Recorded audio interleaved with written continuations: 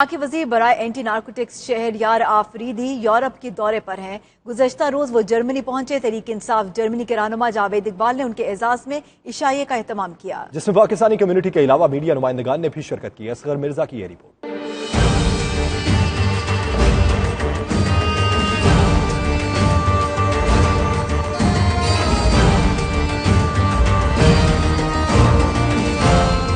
وفاقی وزیر anti narcotics Shahryar Khan Afridi کی جرمنی کے شہر ہانوور میں آمد کے موقع پر پی ٹی آئی جرمنی کے مرکزی رہنما حاجی جاوید اقبال نے عشائیے کا اہتمام کیا، جس میں جرمنی کے مختلف شہروں سے آئے ہوئے دیگر پارٹی کارکنان کے علاوہ پاکستانی کمیونٹی نے شرکت کی۔ عشائیے کے میزبان جاوید اقبال نے توقیر butter, Ansar but, Qazi Habib Rahman, Farooq but اور سجاد کاہلو کے ساتھ معزز مہمان کا استقبال کیا اور انہیں جرمنی آمد پر تہہ دل سے خوش آمدید کہا۔ وفاقی وزیر نے کشمیر کی بدلتی ہوئی صورتحال پر روشنی ڈالی اور اس امر کا اظہار کیا کہ کشمیر پاکستان کی شہرگ ہے اور کشمیر کے مستقبل کا فیصلہ اقوام متحدہ میں منظور قرارداد کے مطابق کشمیریوں نے کرنا ہے۔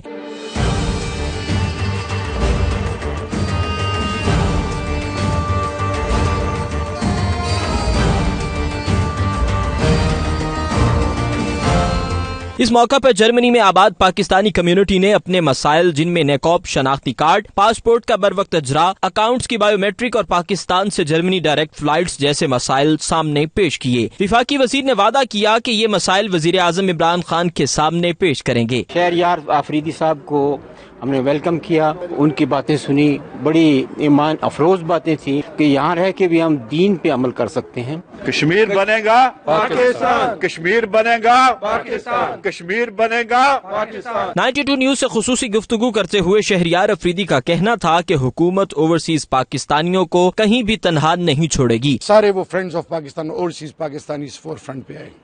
اب بات یہ ہے کہ ہر لیول پر ایک چیز پروفیشنل آپ ڈیولپڈ ورلڈ میں بیٹھیں کہ یہ منٹس کی بات نہیں ہوتی، اس کے لیے قوانین بنتے ہیں، اس کے لیے اسٹریٹجی بنتی ہے۔ ویزا پالیسی آپ دیکھ لیں، 173 ممالک آن لائن، 50 آن ارائیول، 66 سے 98 ممالک جو ہے وہ بزنس ویزاز۔ دنیا کے انویسٹرز کا پاکستان کی طرح رخ ہو گیا ہے۔ ہاں، دنیا حیران ہے، لوگ آ رہے ہیں، اعتماد بڑھ رہا ہے۔ کیوں بڑھ رہا ہے؟ اور اگر آپ کہہ رہے ہیں کہ کدھر ہے، تو وہ سب سے امپورٹنٹ چیز کہ وہ لوگ جو لائن میں کھڑے ہیں وہ انویسٹمنٹ کے لیے آئے ہیں۔ آج آپ پتہ کریں، کسی پاکستان کے بینک سے پتہ کر لیں، پاکستان کے اوور آل ریٹنگز پتہ کر لیں، ڈفرینٹ ہو گئے ہیں۔ ڈالر میں اگینسٹ روپی ڈیویلیویشن ضروری ہوئی ہے، لیکن جھوٹ بولا گیا، دھوکہ دیا گیا قوم کو۔ حقیقت پسند، ہم نے جھوٹ نہیں بولنا، اسی لیے آج پاکستان کی گلوبل پرسپشن دیکھ لیں، اور خاص کر یہ جو UN جنرل اسمبلی میں جو کشمیر ریزولوشن 50 سال سے لوگ بھول گئے تھے، 11 جو UN ریزولوشنز ہیں ان کشمیر۔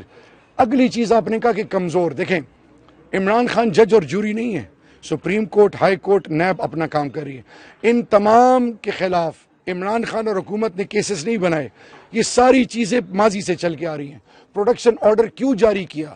اس لیے جاری کیا کہ کشمیر کے لوگ یہ نہ سمجھیں کہ یہ سیاسی اس میں اختلاف ہے، بٹے ہوئے ہیں، ایک میسج آئے۔ اور آپ نے لیجسلیٹو اسمبلی میں سنا نہیں عمران پرائم منسٹر صاحب نے کیا کہا کہ اینٹ کا جواب پتھر سے دیا جائے گا۔ اور اب وقت آ گیا ہے، ہم جنگ نہیں چاہتے، مودی کو اب سبق سکھانا ہے۔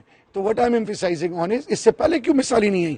پہلے تو کلبھوشن کے حوالے سے ایک FIR نہیں کٹی، جندال کو، اور مودی مذاق اڑاتا ہے۔ مودی کی آپ تقریر سنیں کہ میں افغانستان گیا اور پھر بعد میں جو پورا سب کچھ ہے۔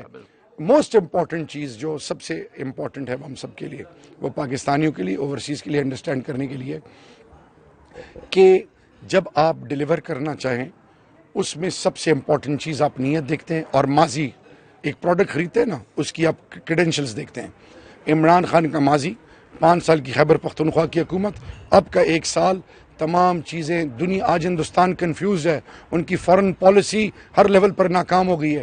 پاکستان ایمرج کر رہا ہے، پاکستان الحمدللہ شائن اور رائز کر رہا ہے۔ تقریب میں شریک اوورسیز پاکستانیوں نے وفاقی وزیر کے دورے اور ملاقاتوں کو بے حد سراہا اور توقع ظاہر کی کہ حکومت اوورسیز کو درپیش مسائل ترجیحی بنیادوں پر حل کرے گی۔ اصغر مرزا، 92 نیوز، جرمنی۔